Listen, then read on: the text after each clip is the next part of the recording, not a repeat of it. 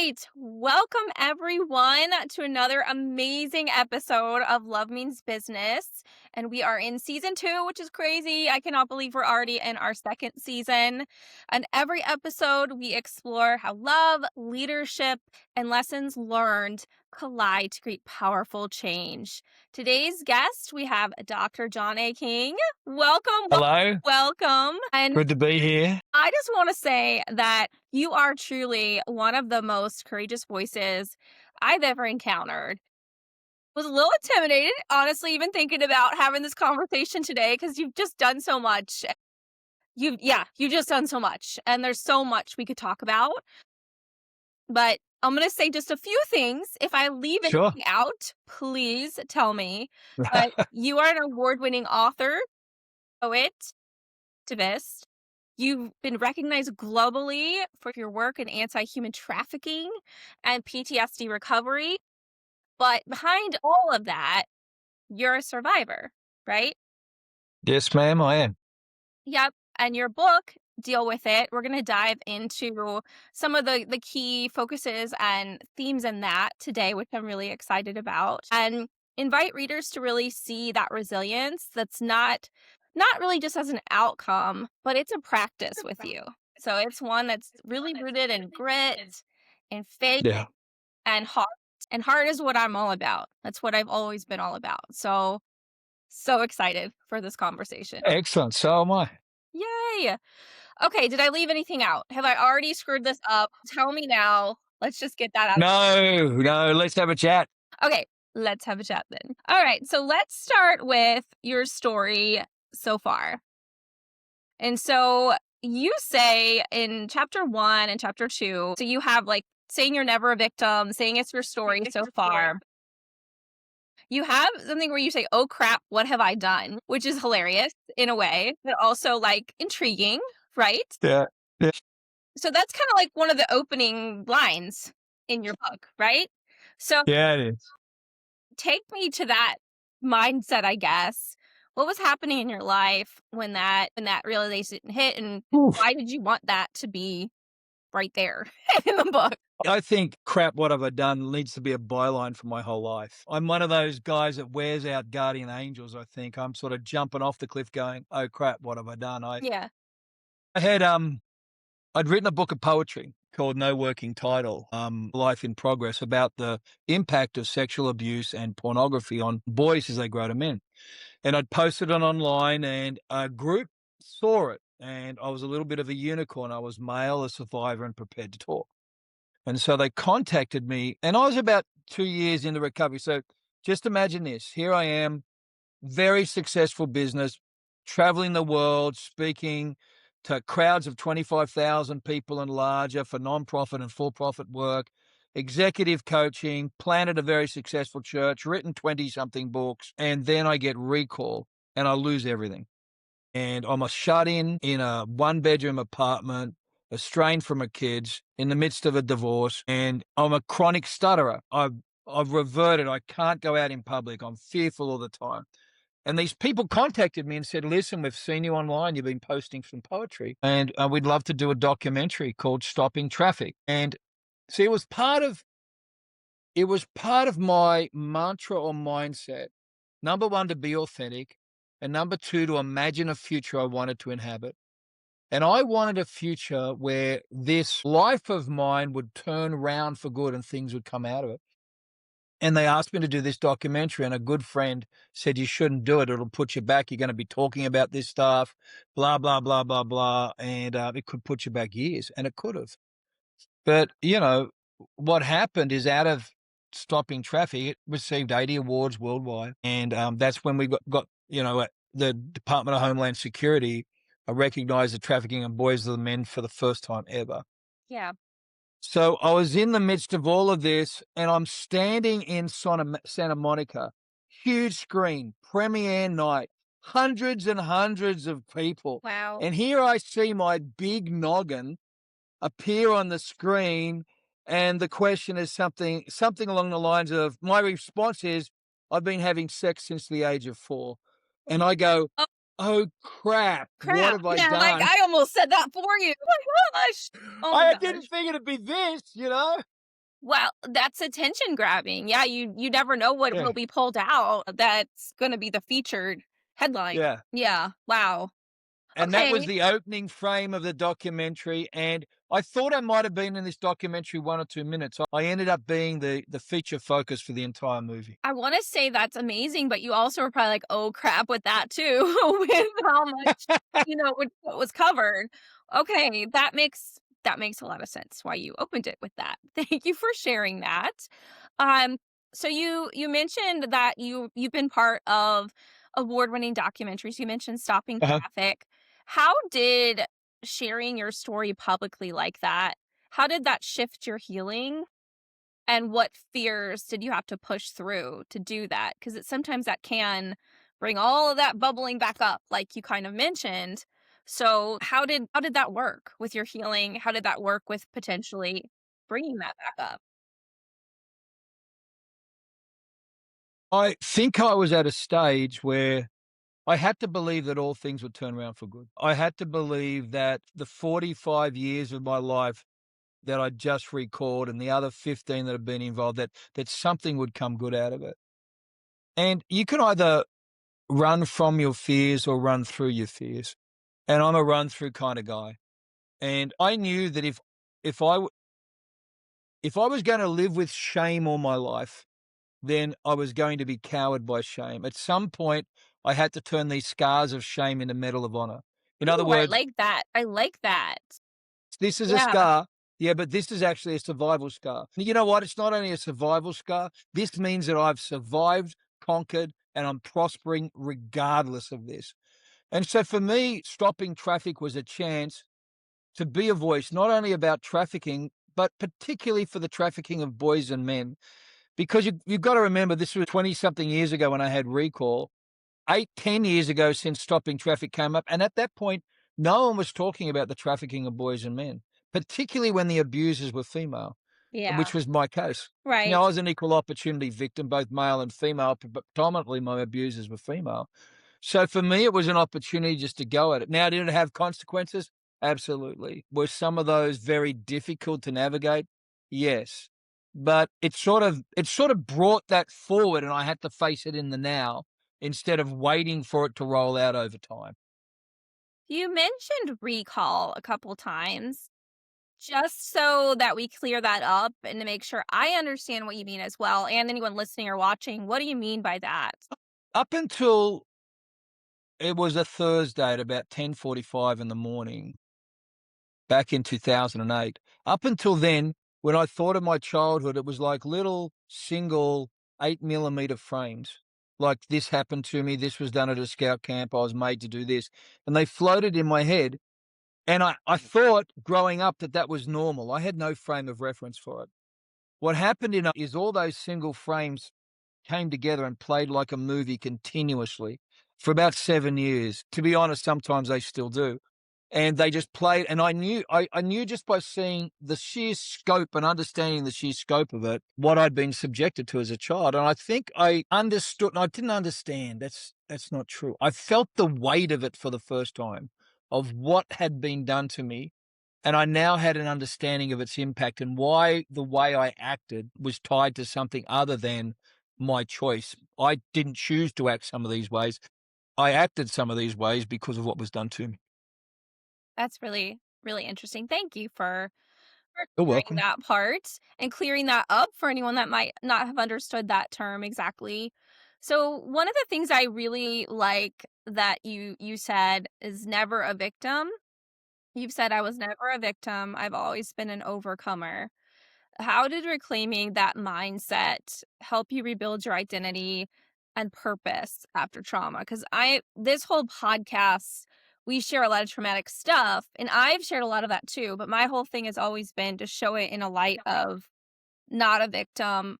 I want to share what happened and share what happens with people, but I also want to focus on how they used that to fuel their passion, their purpose, and their success. So I feel like we Sure. share that very much. Sure. So can you talk a little bit more about that mindset of Yeah. yeah, Well, your past will either define you or refine you. It can only do one of those two things. It's either going to be the thing that you camp on and you say, I'm a victim of this, or it's going to make you into a better person. Now, sometimes people camp around the victim mindset. They don't talk about their past, they dwell in their past. And you've got two hands. You can either hang on to your past or hang on to your future. But if you stay straddled, you'll never move anywhere. You've got to let it go. That doesn't mean you don't unpack or you don't process it, but it means that it doesn't define who you are. Mhm. Like my past has made me who I am today, and I like me.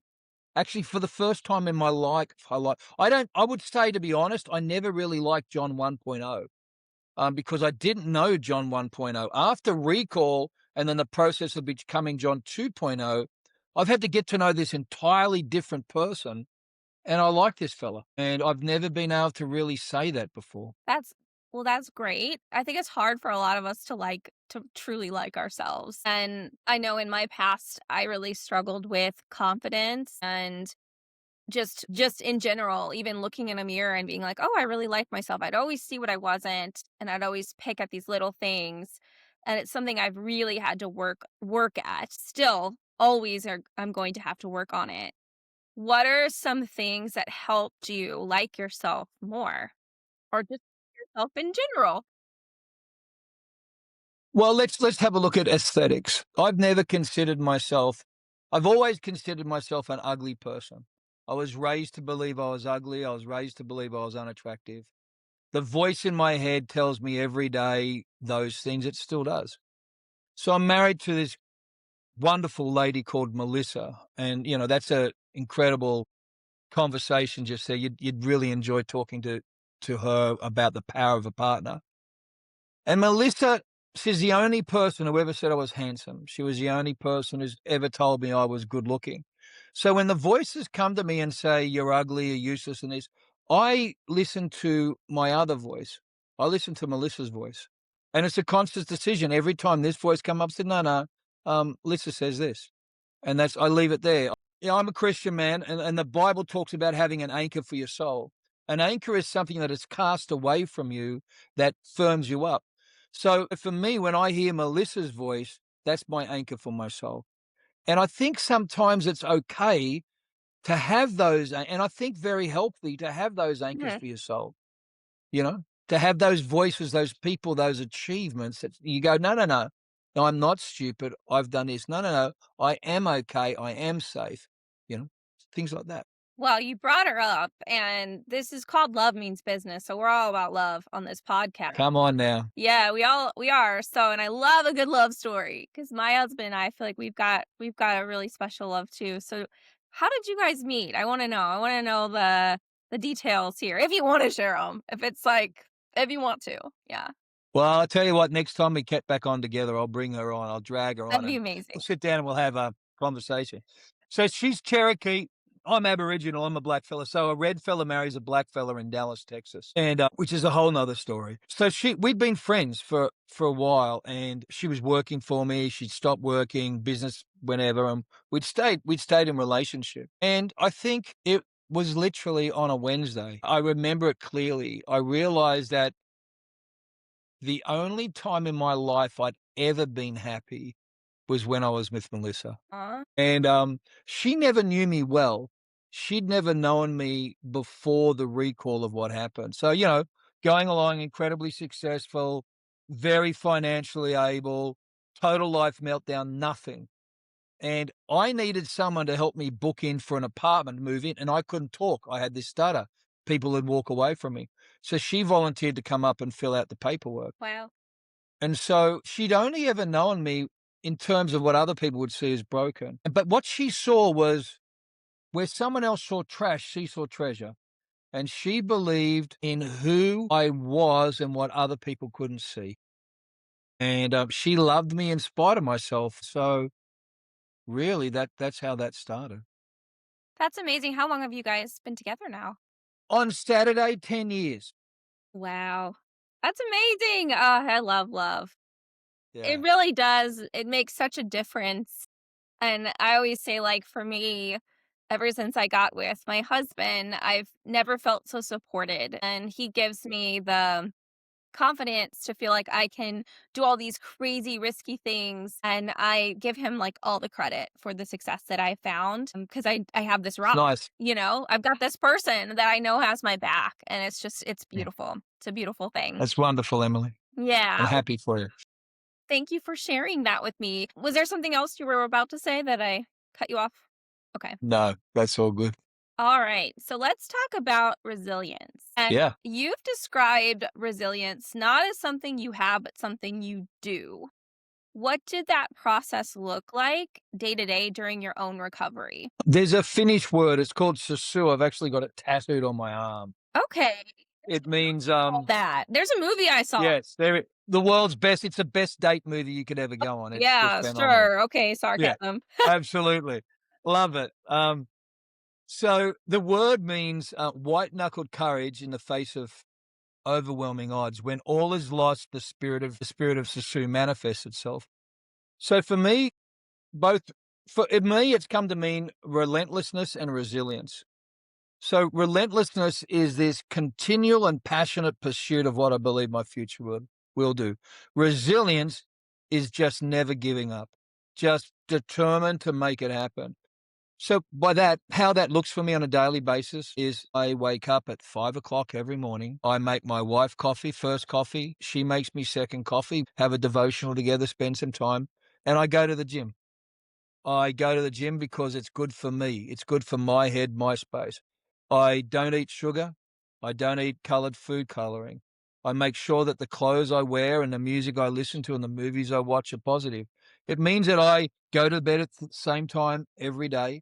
I don't watch too much TV and I don't doom scroll. It means I watch my inputs because Yeah, if I don't do that, then I become wobbly. And if I become wobbly, then I become someone that's difficult to live with because my world caves in. that's So interesting. for me, that relentlessness is I will turn up every day being the best I can, regardless of how I feel, regardless of what the world tells me, regardless of what the political or economic situation is, I will turn up as best I can every day.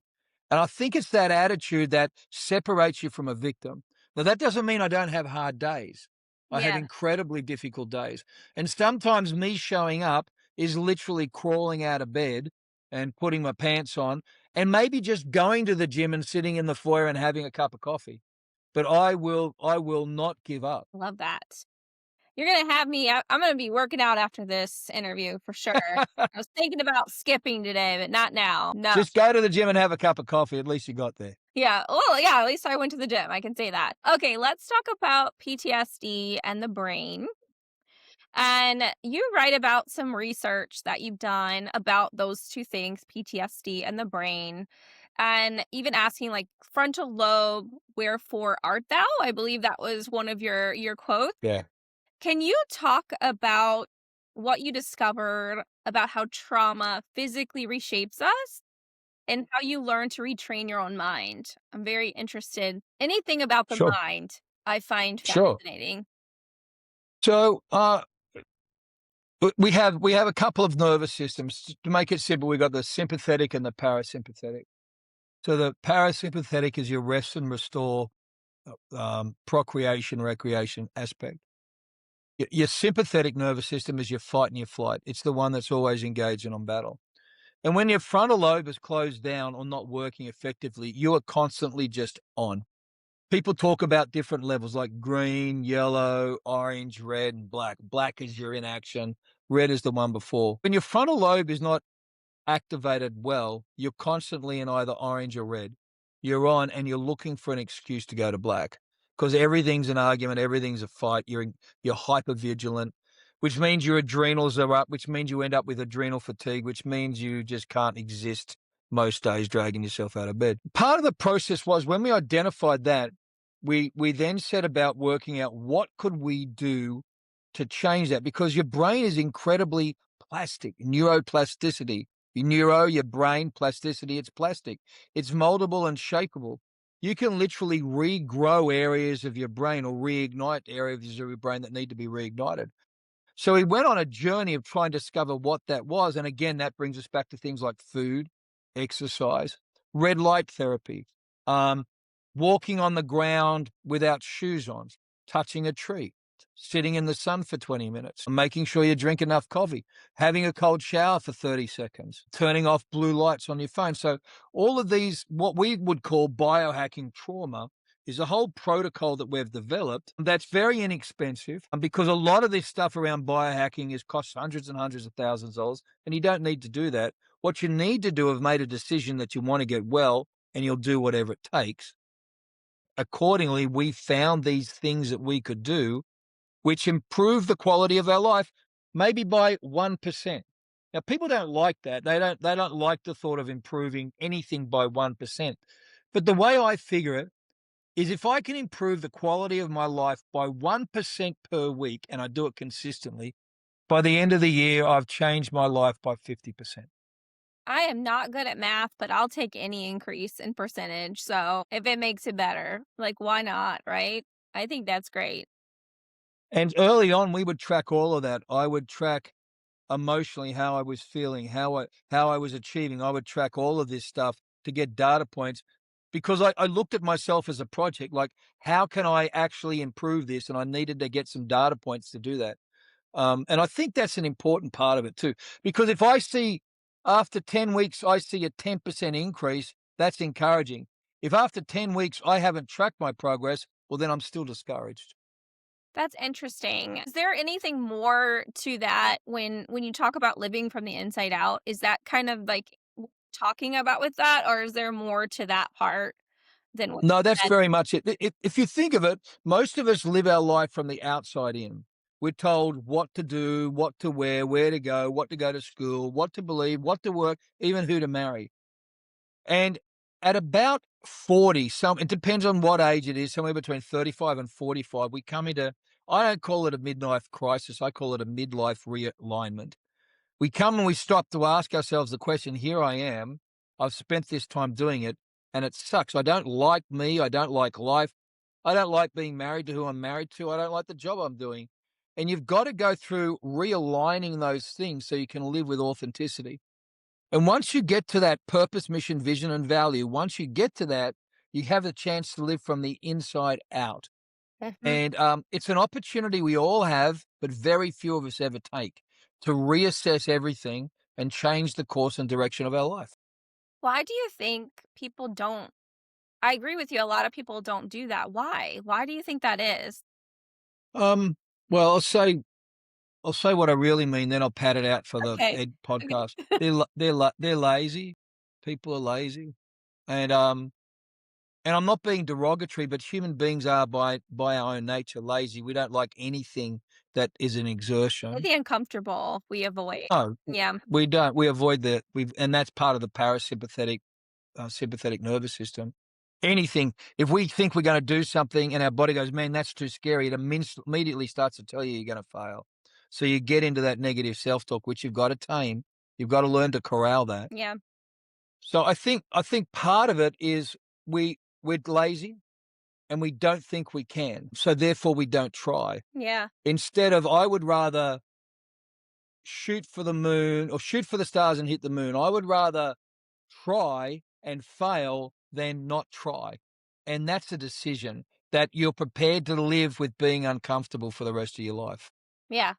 No, I agree. I think it frustrates me, honestly, to see people avoid uncomfortable things, because and I get it, I get it. I mean, it's not like I'm like, "Oh, yay, this hurts," or whatever, but I feel like I'm almost addicted to risky things at this point, because I have found that the reward is so much better when you do Yeah. things that are scary and that are uncomfortable, and once you do that a few times and you're in your mind, like, I guess you did retrain your mind. It's to me now, I'm like, "Okay, well, I'm on to something. If I'm getting a little scared by this, if this feels uncomfortable, this isn't easy for me, then I must be really on the right path with whatever I'm doing." But I do find it interesting that so many people avoid that, and then it's funny that they're unhappy that they're not achieving what they want, and it's like, well, you know And that's a challenge for people with trauma because we have a predisposition to risky behavior. You'll see it in their consumption of drug and alcohols, sexual activity, even physical activities, I see it with guys all the time, adrenaline drunky type behavior. So there's a difference between risky behavior and being prepared to take risks. And the problem is people don't understand that difference. Okay. And I think you and I are taking calculated steps towards an unknown future. Now, in that process, we've assessed our find. Like this year, for example, Melissa and I decided we're going to take a pivot and I was going to launch my career as an author. So we counted up all our money. We worked out exactly how long we were going to have to do. We worked out the steps we were going to do. We've got a timeline. We've got the whole thing. And we started. Now, Mhm. between having started in February and now, it's like, Yeah. sometimes about the whole thing, but we're on a plan. We've even got an exit strategy that if this doesn't work and work looks like this, Right. if this doesn't work, then this is what we will do. And so we've taken a risk. It's calculated. We've calculated for a best outcome and our possible worst outcome, and we're prepared to live with those. And that's different than risky behavior. Sure. Yeah, I think that's a good distinction. No, I'm really glad you brought that up because you're right. What are some examples of risky behavior then, just so that we clear that up for Uh, listening? it was pouring with rain mid fall in Texas, and I was depressed. And I climbed on a motorbike in a pair of shorts, flip flops, and a workout singlet, and rode 140 miles an hour down the freeway. And the motorcycle aquaplaned and I was going into death wobble, I literally thought, oh shit, what have I done and why have I done Yeah. this? And I thank God, angels wore out a couple, got off the road and threw up. And I realized, and there was a couple of moments like that when it's like, why did you do that? Yeah. And it's like, well, because I was feeling useless. The marriage I in was terrible. The person that I was in a relationship did not want to be married to me. I was told that I'd never recover, that I should kill myself. I mean, I wanted out. And I needed to feel. And that need to feel goes into drug taking, sexual promiscuity, just Hmm. having as much sex with whomever you can, risky behavior, violence, and all of it is what you actually want is you want that little slice at the end when you've survived it, when you've had it conquered, you've felt alive for just a moment. And that's risky behavior. And that is very, very addictive. Yeah. Yeah. I could definitely see that. That's interesting. I've never heard someone I mean, I've heard about trauma and causing people to act out, like you're saying, Um, but I've never heard it phrased exactly like that. And I've never thought about maybe that's why I almost feel comfortable with risk. That's interesting. Because my husband's always like, he's always saying that. He's like, you're not afraid of rejection. He's like, you don't seem like you're afraid of risk. And I'm like, well, I'm not doing crazy daredevil stunts. That scares me. But I do enjoy, like, scares a lot of people. I still get yeah. scared, but I just don't it doesn't stop me at all. Like, I will just do it. So, that's interesting. I never thought that maybe that's why. So if you can take this desire for the adrenaline and switch it over from a risky behavior into taking calculated risk, Yeah. you actually get the same sort of buzz. Yes, I do. I Like was gonna say, I definitely do. Yeah. you land the Yeah. agent, you get the book Yeah. deal, you finish the novel, you Right. go hiking, you go fishing, you learn to shoot guns, and it's you can mitigate it. Being self-aware enough to know, Right. you know what, I need a rush. Or again, why am I starting another business? I've got 3 on the back burner, Yeah. and you go, Right. man, Yeah. something's not right. I need to pull back a little bit, you know? Yeah, maybe you're just trying to chase that high. Yeah. Interesting. Okay. So we talked about discomfort. We talked about that. When you think about sitting with discomfort, and there's something that you kind of have talked about with that too. What have you learned about sitting with discomfort as part of true transformation? How are those linked? And how can people maybe get more comfortable with sitting with that so that they can have these transformations that maybe they want or need? So, there's a practice. So as I said, I'm an indigenous Australian, an Imbrani man, and we, as a practice, as a culture, we sit with things. We sit with death. We sit with change. We sit with our young boys as they come through men's business. And in that process of sitting, You literally have to dwell with.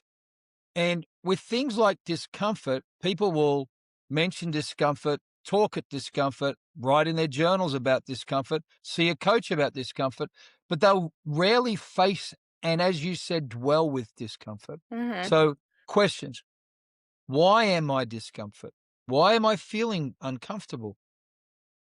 Is it fear? Is it failure? Is it rejection? Oh, it's rejection. Okay, so why am I feeling if I do this business I'm going to be rejected? Well, I'll fail. So if I fail, I'll feel rejection. So is it reject? So why is it rejection? Well, because then all my friends will call me a loser. So you're not prepared to take a chance because someone who you once met on Facebook might think less of you. Okay, so let's now have that conversation.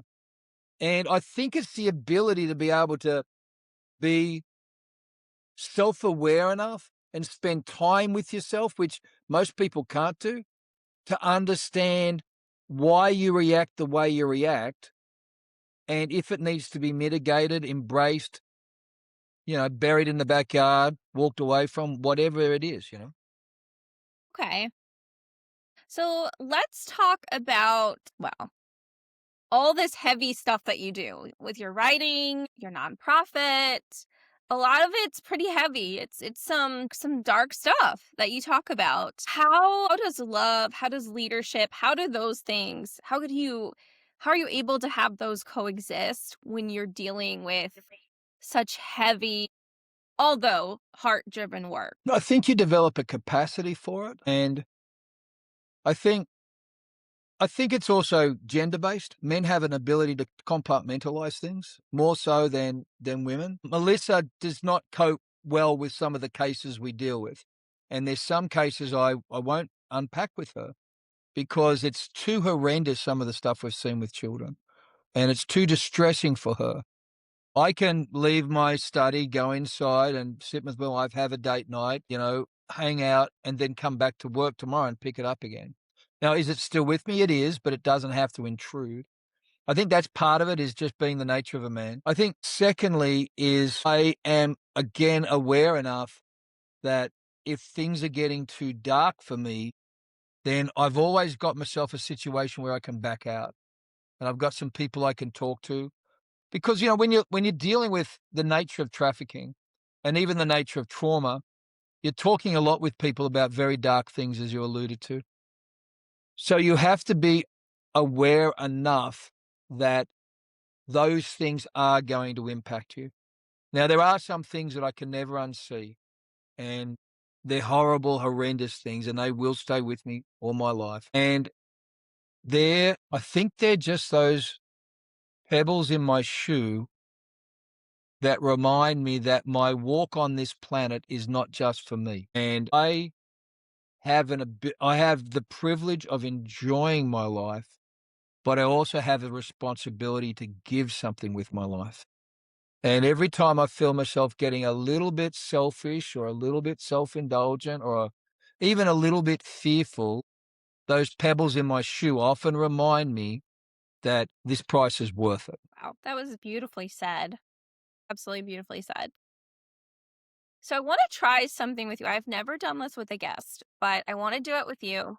So I hope you'll be game to do it with me. I want to try a rapid fire segment. All right. I'm going to name a word or a phrase, probably just a word. Uh, and I want you just to say the first sentence or thing that comes to mind with how you deal with this word. So how you deal with it. You ready? Yeah, my wife wouldn't like this because she thinks my answers to everything is titties. So Well, I don't think that's going to be I the don't case think that's with gonna be the this, case. but We played this game the other day. We were doing something with friends. She said something like, "Titties!" And she goes, no. "No, Oh, no. no, that's not the case." Well, that's a whole nother. I don't know if you should be telling me about that game. That sounds like a whole nother type of game. That's the game I'll talk to your husband about. It's a great No. game. Okay, first word is fear. How do you deal with it? How do you deal with fear? Wow, man. I don't know if I do deal with fear. I'm constantly afraid. Like, every day I wake up afraid. I just move forward. I just move forward. I woke up this morning scared. I just don't. I won't sit with it. I'll have to walk forward from it. Okay, off to a good start. You didn't say titties, so there you go. You got me to say it. I don't ever say that. What are you So doing? Wait, your husband's going to walk in the door going, "Hey, Emily, what's going in here?" it's like an after hours segment of the podcast. Okay, next, forgiveness. Start with yourself. That's the hardest. Forgiveness is the hardest thing I've ever done, and it's hard. It's hard to forgive yourself. Mhm. All right, purpose. The reason I get up in the morning. Okay. Faith. The reason I'm still here today. Okay. Leadership Facilitating the dreams of others. and love. Melissa. Aw, that's so sweet.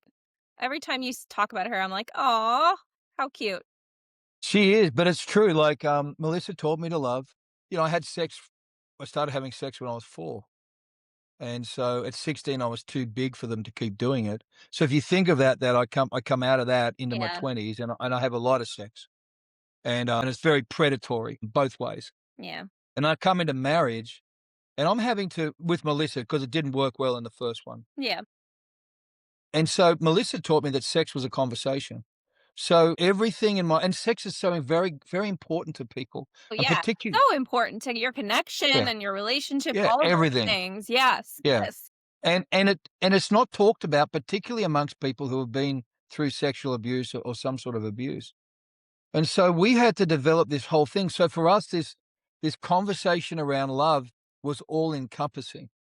And and literally it's been redefining me as a man, as a human, is what love has done. But it's been the love of this woman that I believe as I said, the creator has used to help me reintegrate into life. And so it's been, it's the core of everything. Yeah. Oh, yeah, I could not agree more. Yeah. And I think it is, you had said the power of a partner, but I do think that's so important. The person you choose to share your life with and marry is like the most important decision, especially if you've been through trauma. Like if you pick the wrong person, it can make it worse. Yeah, You pick the right person for you, it makes just everything better. absolutely. It's a beautiful thing. So your story, as we wrap this up, your story is raw, it's unfiltered, profoundly hopeful. We had a lot of fun in this conversation too, which I knew we would, but maybe even more fun than I realized. But you really showed us, that healing, it's not about forgetting, it's about transforming. So for anyone that might be listening or watching, if you feel trapped, maybe from your past or still in your past, what is one message that you could tell people? Maybe they're the last message that you're going to share, but what's the one message you'd want them to remember today if maybe they're feeling trapped by their past? Look, I know my story's rough, eh? So if I can make it, they can make it. And I think that's what I've wanted, why I've taken a chance to do what I do and say what I say. And that's why, we're re-releasing Deal With It, and I've got another book coming out on military sexual trauma. And the reason we're doing those things is because we've got to be able to have those conversations. And so if people feel trapped, they've got to be having those conversations. Yeah. How can people connect with you and or work with you if they want to? What are the best ways for them to find you? If they go to the website, drjohnaking.com, and, I'd encourage them. I'd love to see, got this, as I said, launch list. I've got the 2 books coming out. I'd love them to get on there. We're going to have talks with the author, and I'm going to contact you when we do release the book. I want to do a virtual book tour with you. Come back on and talk about the books and what we're doing. And so one's a memoir and one's a fictional book. Perfect. And so, but on drjohnaking.com, there's a whole bunch of resources. There's hundreds of videos. There's a community they can get involved in, the Phoenix Collective. So we've got a lot of stuff that we've designed for people. And I actually have one more question for you. I'm asking everyone, what does love means business mean to you? I don't think you can do okay. I want to believe that the good folks win. That you don't have to be a dick to be in business, that you can actually lead with your heart and lead with your best intentions and attract the people to you that are awesome. Mhm. And we run a marketing campaign. We only have 5 clients, company. Only have 5 clients a year, and we only work with people we love. That's our mantra for our business, only work with people we love. And I think if business was run that way, I think the attitude, the environments we create, and the sorts of business that we do would be totally different. I absolutely agree. I think you had a question you wanted to ask me. I do. I have a question I wanna ask you. Let me get ready. So how does Emily Green how do you manage you say you're an entrepreneur, Mhm. you're married, wildly in love, and you can tell that. So you've got all these things that you want to do. What do you do for your own mental health? Well, I think the biggest thing for me is you can see my one of my dogs here. I love animals. I love nature. I try to do things that feed my soul and recharge me. Very good. And the biggest things for that, I'm an introvert actually, which I didn't realize that about myself until a few years ago. I always thought I was an extrovert because I like to perform, but I'm actually very introverted. For me, it's all about that recharge. And when It's very good. feel overstimulated, I just make the time. Happened yesterday, and I just was like, "You know what? I need a half day, so I'm gonna go on the nature trail." I went and got my nails done, and I felt so much better. So that's I guess that's what I do usually. Isn't it interesting? I'm an introvert as well, and people just don't realize it, Yeah. that you do what you do, and I think that's nature of recovering from trauma, is you don't allow things to limit you, and so that's very good. Yeah. You. And that's such a great question. And just thank you so much for everything that you've shared. And I always end every single podcast. I remind people, well, first of all, you can find us on Apple Podcasts, Spotify, and also on YouTube. So make sure and check us out there. But remember to keep loving, learning, and leveling up. Until next time. Indeed.